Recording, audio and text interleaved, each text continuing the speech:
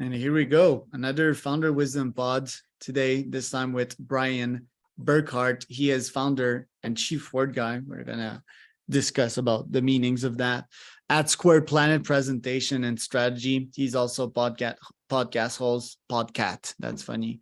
Square Stories Podcast is the name of his pod. Members of For Business Council, author, and so much more. He's also a lecturer. We're going to talk about that. I love talking to students. Brian, I'm really glad to have you on the pod. This one has been brought to you by podfire.com, which is my podcasting company. If you want to start, scale, or be invited to podcast, find sponsors. Brian will tell you that podcasting is just so good. You know, you get insights from people, connect with them, you learn from them. You just, get leads and clients. Just amazing. Podfire.com. Brian, I'm glad to have you on. Can you tell us a bit more about yourself and your businesses? Charles, bonjour, hola. We'll get all the languages early and often. It's good to be with you today. Thanks for having me. And I'll tell you, I'm a lot jealous. See, lot. We were just talking about Montreal and Oaxaca. You've got two amazing places that you call home. I'm a little jealous. So I'm not biased after all, as I can understand. Are you confirming my bias here? I am very much confirming your bias. You are a wise man. Very wise. Very wise. I chose to be born in Montreal. Yes. You had nothing to do with that. Now, Oaxaca was serendipity, by the way.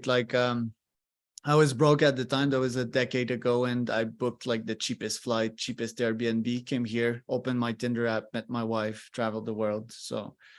And decided to go back here since COVID because we can't travel anymore. Is your wife from Mexico? Yeah, Oaxacan.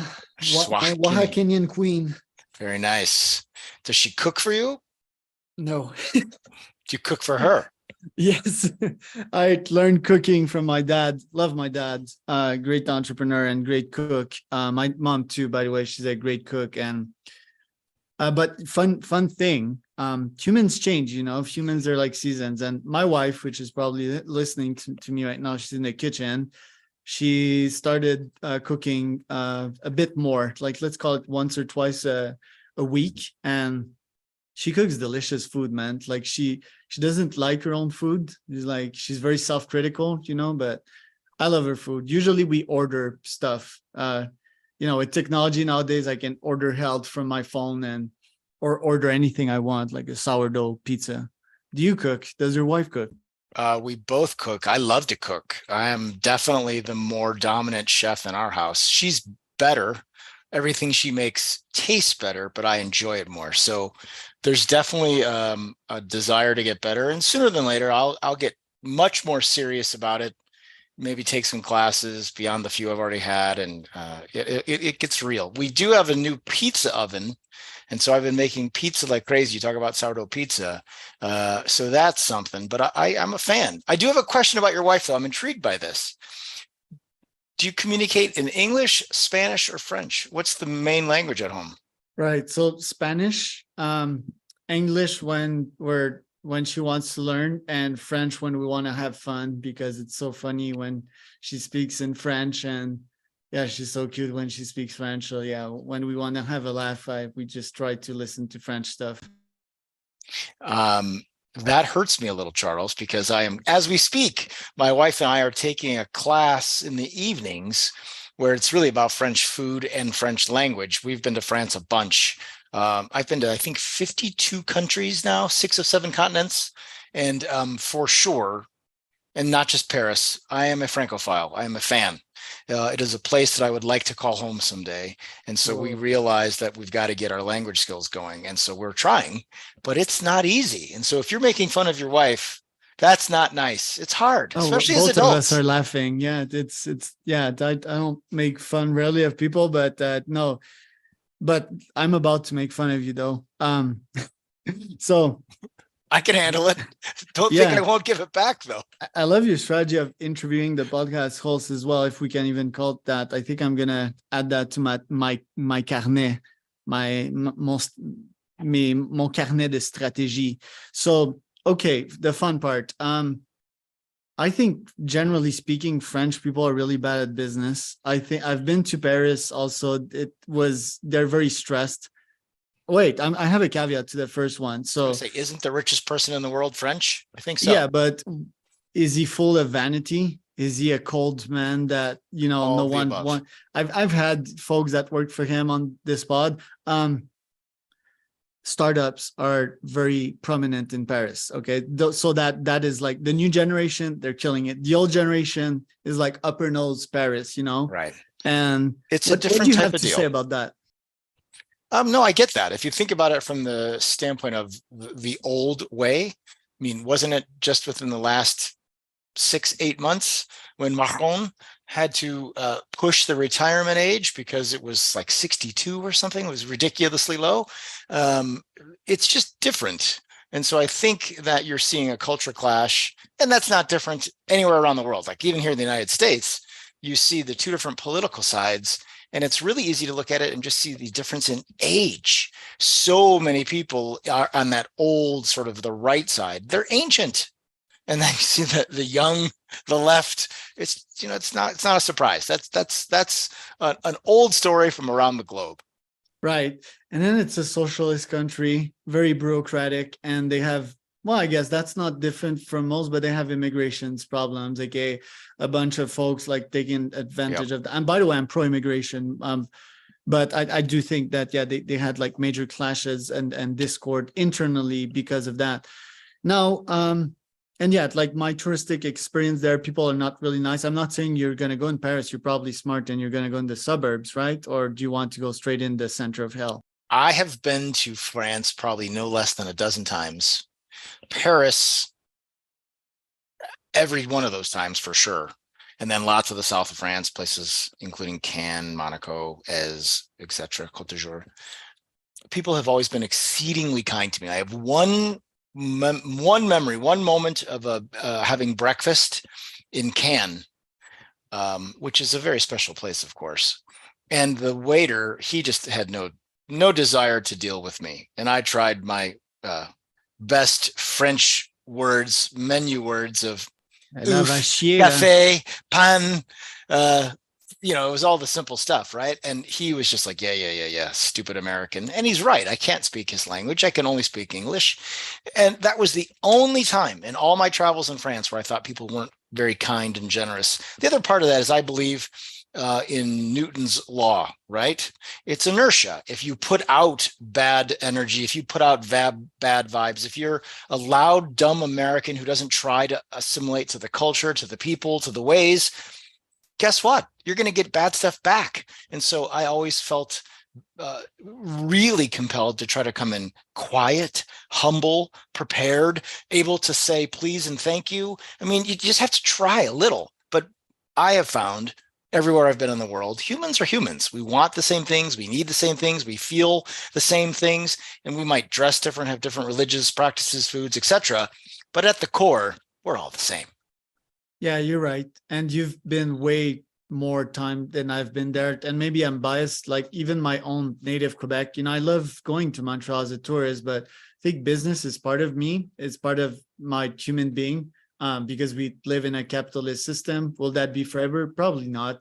But if you're not good at business, to me, you're not rational and you'll not make like as good life decisions. And hence my spiciness on that topic. And it's quite interesting, like, why am I talking shit against French? Why am I talking shit against my own country? Because yeah, humans are humans, and I've been around the world and I've got like the same experience as you, you know.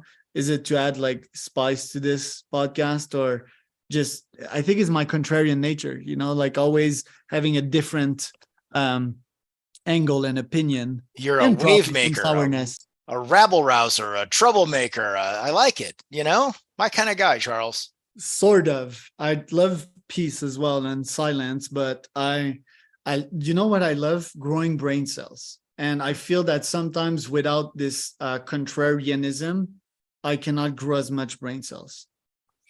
It's interesting. I always use the word curiosity. One of the things that I find extremely alluring. It's probably the reason I love my wife so much. We've been married 18 years, together 20, and she is always such an amazing example to me of being curious about things, a willingness, an openness, a very clear decision, and that it is a choice, to not be so judgmental about all kinds of things, from simple what to have for dinner or what a vacation should look like or how you should be in the world. If you're curious and you're open, beautiful things can result. Those that are closed-minded and say, nope, this is the way it is, doesn't work so well. I fully agree with that.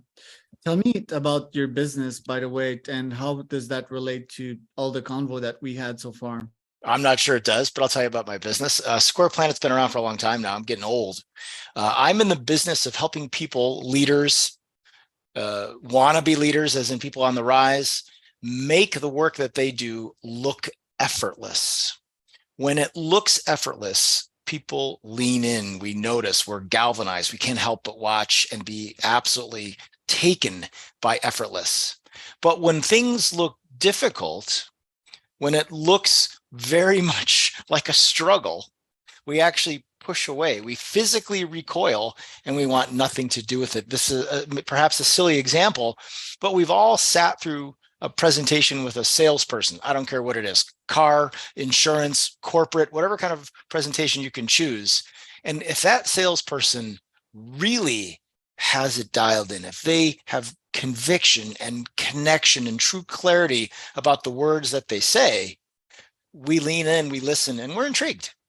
But if they struggle, if it's difficult, if it's really a journey that makes us uncomfortable as the audience, we lean back, we often fold our arms, we push away from the table, and we say, I'm not interested. So my job is to work with the leaders and the organizations that I coach and that I connect with to make whatever it is that they do look effortless. It is a really unique thing, and I've been really, really fortunate, Charles. I've worked with some of the most amazing both leaders and organizations on the planet. Think the Googles and AWSs and Citibanks and Jim Beams and you name it, at the highest of levels. And my job is often to be the guy that goes, it's not so good. Let's do it this way instead. And I get to push back a little bit. So I have a very cool gig. I've been at it a long time. I still have fun. It never feels like work. But any way you slice it, it's not for everybody. This is not something that everybody wants. It's hard. How do you give good feedback? Because I would picture listening to that presentation as a CEO. Me, I'd probably just walk out, and be there like, yeah, dude, you need to prepare better. And I'm just going to go spend my time on something better, or I'm just going to start working on my phone or something like that, which is sort of disrespectful. And that's like me assuming that this person is emotionally mature and can take that sort of feedback. Most people aren't. So that if I would be in the position of the being pitched, and I rarely put myself in the position of being pitched, by the way, which is another thing we can discuss about, another weird thing, because I pitch people all the time. How do you give good feedback? If I was this guy's coach, and I don't want to break his heart and I want to make his brain grow, how do I do that? It really starts with vetting the opportunity. I have learned over all the years that I've been doing this, that you have to get people that actually want to grow. It's got to be the right person from the very first moment. Otherwise, it's a waste of everybody's time. And that certainly happened, right? The longer that I've done this, I've realized that in the early stage, I insist and push and ask repeatedly, are you sure? Are you really sure that you want to hear this actionable feedback? And then in the moment, even if I've had that pre-approval, if you just did something, Charles, I'll say, Charles, would you like some feedback? And if you say yes, I'm gonna say, are you sure? And so I really make sure that everyone understands exactly. And I'll be scared, and I'll be no, yep. I don't want it anymore. But the biggest thing I do is, it's not just be critical. That doesn't help anybody. I have to offer a solution. And so I can always find a bunch of positives, always. Even in some of the worst cases, there is certainly a glimmer of hope that exists. And so you start with positives, get people to feel like I'm on their side, which is always true. I'm here to elevate, not eviscerate. I'm full of love, not hate.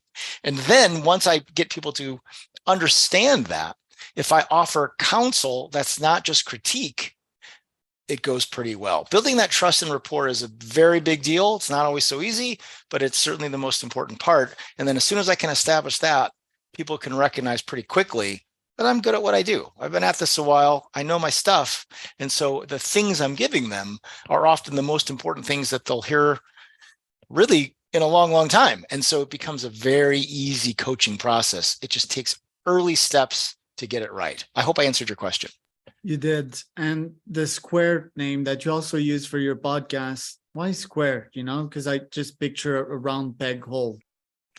So the name of my company is SquarePlanet. The name of my podcast is Square Stories. Yes, they are certainly to be connected. It is a cohesive brand, but the stories are very uniquely different. SquarePlanet, the name of my firm, that's a story that actually comes from science, from astrophysicists who were looking at math. When we study the skies, when astrophysicists look out into the universe, they often use math as the tool to make different discoveries. And they had a bunch of numbers that weren't adding up. They couldn't figure it out. And so ultimately, they opened up this larger question to the world at large of science and said, can anyone help figure this thing out? And long story short, net is what they found, what essentially we now know as black holes, these unbelievable gravitational pulls that just didn't make mathematical sense. What was happening, what they were studying, was planets in galaxies near these black holes were physically being affected. The gravitational pull was so profound that it was flattening, squaring the planets, as opposed to Earth, which is a nice sphere. They were seeing these numbers of these more square shapes. And so I loved that notion of a powerful force, something so strong that it flattened these massive planets, square planets. It just seemed like a really good analogous to the work that we do of creating change, of adding force, of shifting gravity, if you will. And then pivoting to my podcast of Square Stories, yes, we were playing off the name of SquarePlanet, and Square Stories is when I speak with individuals one-on-one, we follow a 4-part trajectory like the 4 sides of a square. So when people come sit and talk to me for an hour, we spend 15 minutes, etc., in these 4 categories about their backstory, what they're currently working on, the things they stand for, etc. And so it's just a structure, a framework. But that notion of SquarePlanet, of that powerful force, oh, that lights me up. That's a big deal to me. My spiritual animal is a black hole. So you're not weird for saying these things. We're two. That makes 2 of us. You're the first guy that I hear talk about black holes. Kind of scary, right? That it flattens out these planets. These things are so powerful and so misunderstood. That's exactly right. I think I'm misunderstood too. I mean, think about this. Some black holes are so massive with so much power that light can't escape. I mean, that's saying something. Right. Which is odd and weird. I can't wait to discover more about these beasts, these spiritual animals. That square structure, have you ever A/B tested it on yourself? Like, what if we do how much time do you have left, by the way? With you right now, you mean? Yeah, do you have 10? I've got 10. Let me look. I've got 20 more. I'm good. Okay. Yeah, I got a hard stop in 10-ish. But hey, your show, you kick me out whenever you need to. Let's do square on you.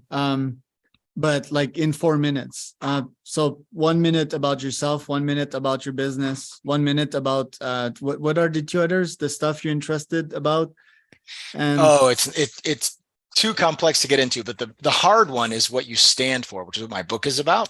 Yeah. Core beliefs are huge, the most important ingredient in any business communication, and the vast majority of individuals and firms have no clue what they stand for. It's more than just your values. And so I actually like to put people on the spot and say, all right, Charles, what do you stand for? And then they're just miserable, can't find words. It's crazy. Honesty, transparency, love. Those are pretty good. Yeah. Education, neurodiversity. Those are. I need to find a better word than inclusion. I don't like the inclusion where I think was bastardized. My hunch is that you're going to, after we're done today, we can certainly talk further if you choose, but those are likely sub-beliefs. You probably have one overarching element. It's the top of the pyramid, and all those start to filter down below. For me, it's to elevate people. I always look for ways to elevate people, whether it's you, your listeners, the people that I get paid to work with, whatever it is, I want to lift. And it's weird. It even exists in things like my personal life. When people come to my house, I want to take care of them. I want to make sure that they have an amazing experience, get them a cocktail, have some food, have a beautiful chair and a beautiful place. It's all about elevating that motion.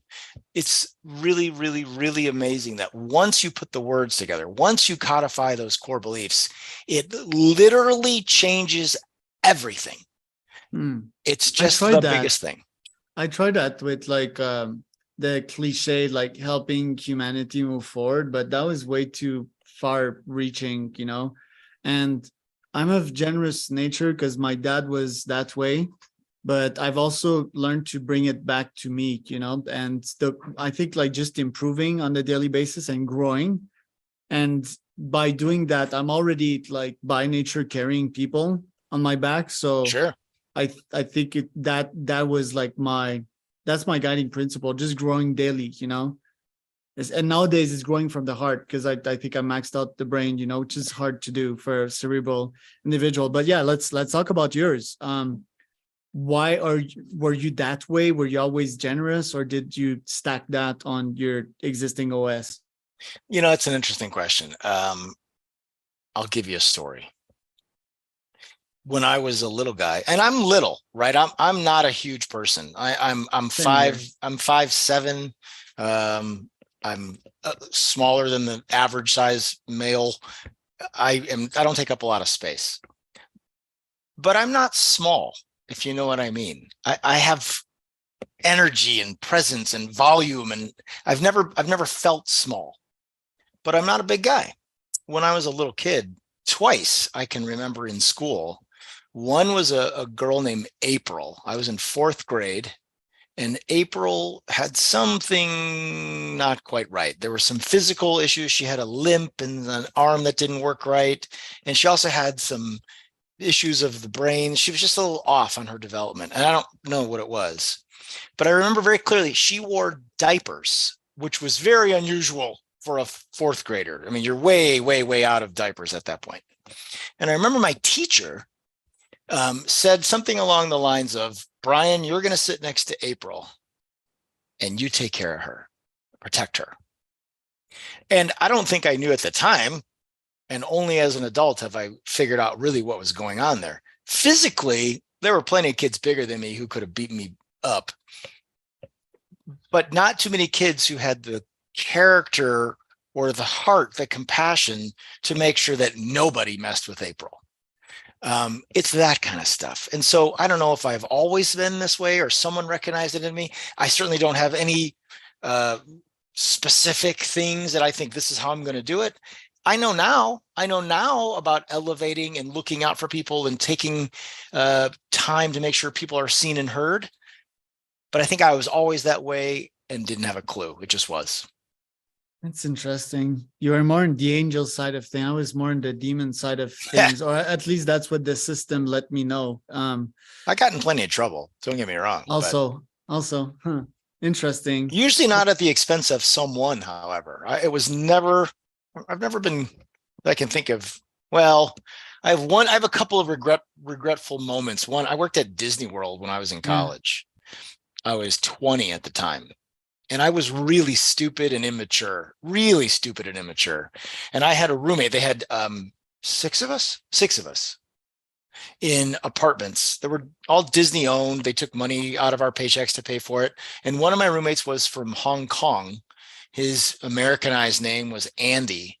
And at one point, he was making food. And I remember very clearly, he had a huge bag of rice. And then he chopped up hot dogs and put ketchup on it. And that's an odd combination, at least from this American. And I made some kind of crass rhetorical comment about, what are you doing? And I remember him being very upset with me. And I'm 53. That's been over 3 decades. And I'm still mad at myself. I would do anything to find him and to apologize. I was young, immature, all the things. And so I'm certainly not perfect. But those kind of things, I can't let that go. I can't let myself off the hook. I can't find grace even to myself 3+ decades later. So I recognize how much it matters to me to elevate, not to eviscerate, to love, not hate. I take it very seriously.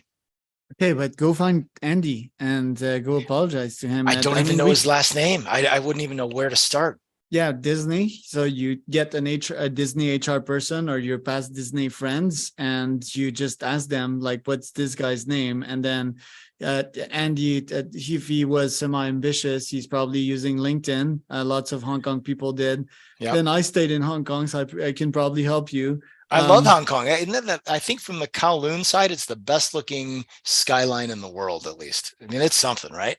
Yeah, it's beautiful. I also have these regrets sometimes. Me, it's mostly like with choices that I made and like why I haven't not discovered entrepreneurship, but I found out that everything just happens for a reason. There's no such physical mathematical formula of, oh, I wish I would.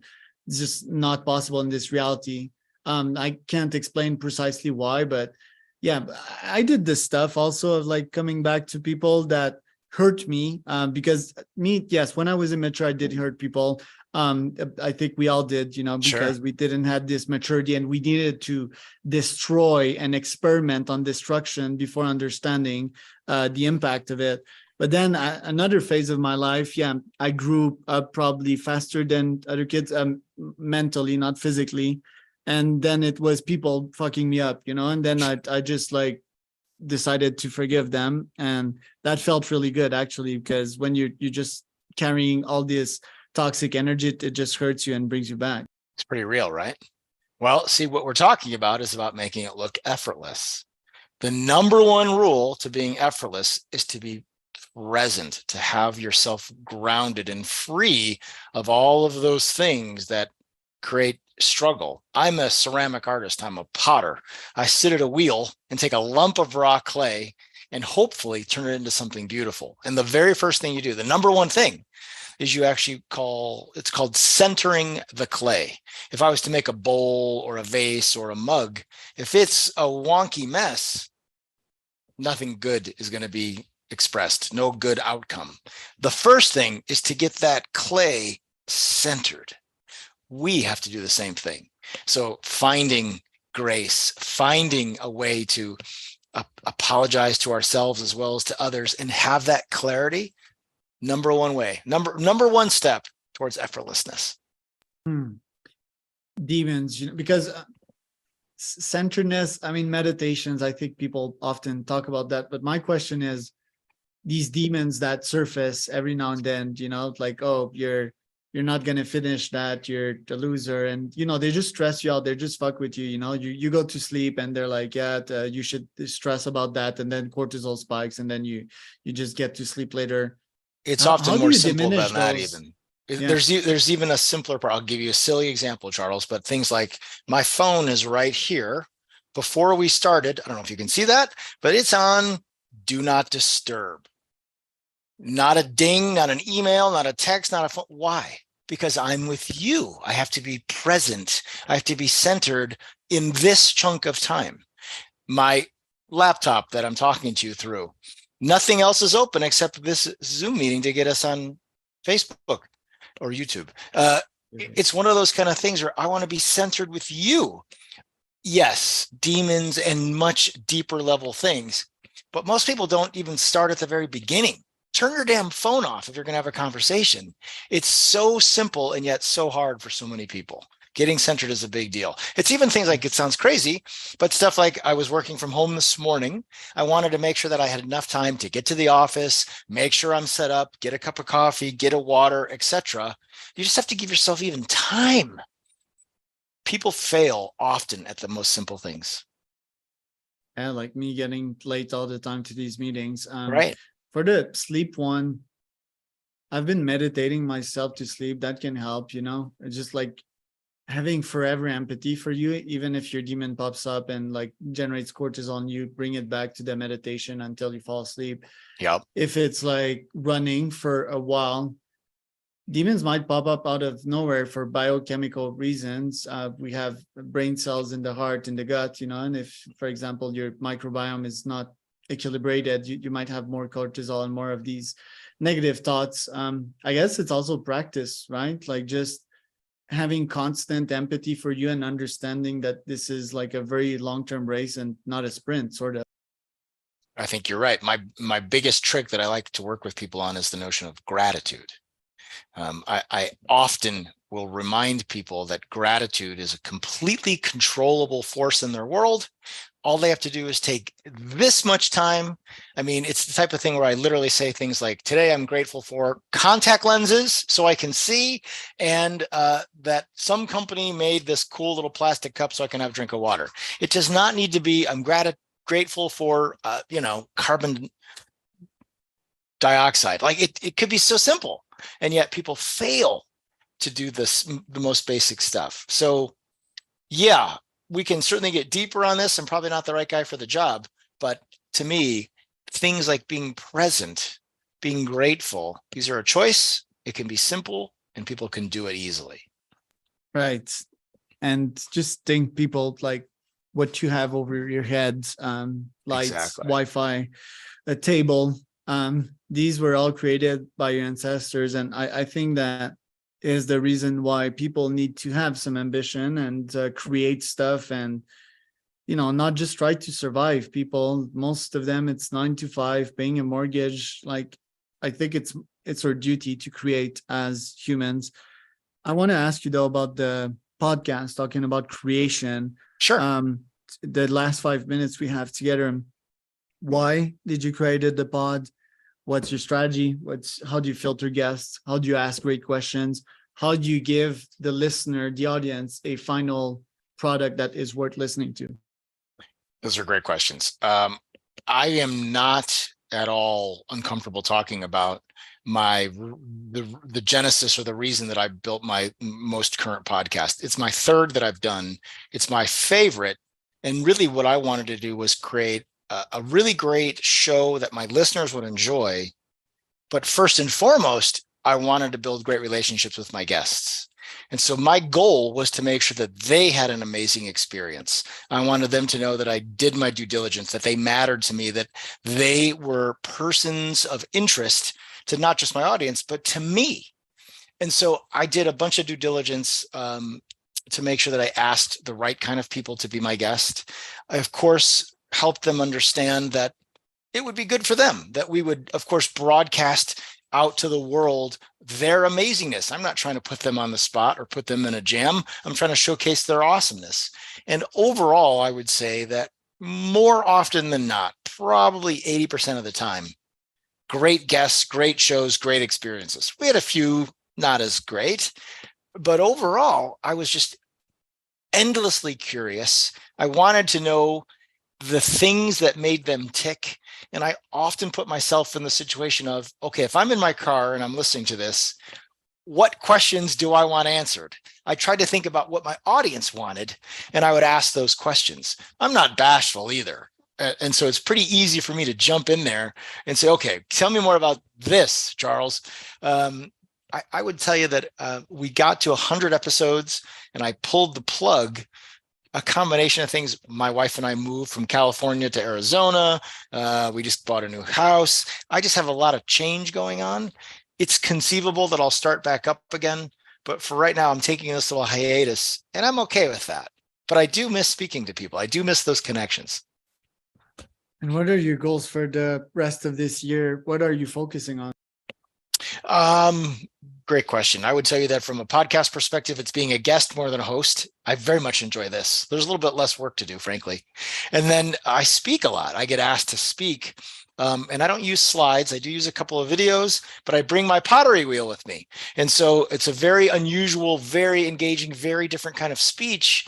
And it is certainly something that I just absolutely feel at my best. I feel strongest when I'm on stage presenting about the notion of making things look effortless. And when I get to do it with pottery, it's pretty amazing. It's like the best of all my things all in one. It's pretty cool. Now I need to try pottery. It's I'll hard. understand what you're telling. Yeah, it must be hard. Why is it so hard? Well, it's old. The most ancient piece of pottery ever found was in China. It's about 20,000 years old. And so I definitely honor those that came before me. But it is one of those kind of like all art forms, you get one little thing off and the domino effect is pretty severe. It's a whole bunch of steps to go from nothing to something. And any one of those steps, something horrible can go wrong, leaving you with just about nothing in the end. I like to think that I'm still very open to all the failure, that it's actually learning, because I'm not a master by any chance. I'm a very average potter, very average, but I learn every time. Like, it's like cooking. It really is. It's like making a pizza. Every time I do it, I get a little bit better. And so that's the part that I really enjoy. It's that growth trajectory that's so fun. You're on your deathbed, dying. Like, let's not. I hope not, but okay. Keep going. What will you want to have accomplished in your life? What legacy will you have want to leave? Wow, hell of a question. I would want people to miss my generosity and spirit. I would hope that they've learned to take and adopt some of the things that I've done to make them their own. And as much as anything, I hope a few people understand that life full of gratitude and love is a really beautiful one, that we have far too much hate, far too much jealousy, too much want. And really, it's about relationships and love. Love it. Yeah, it's about love. Where can people find out more about you, Brian? Best and easiest is to go to SquarePlanet.com. Think round Earth. If you get lost, it's SquarePlanet.com. Latin planet by a dark and evil black hole. That's right. And I'm Charles, your host at founderwisdompodcast.com. If you want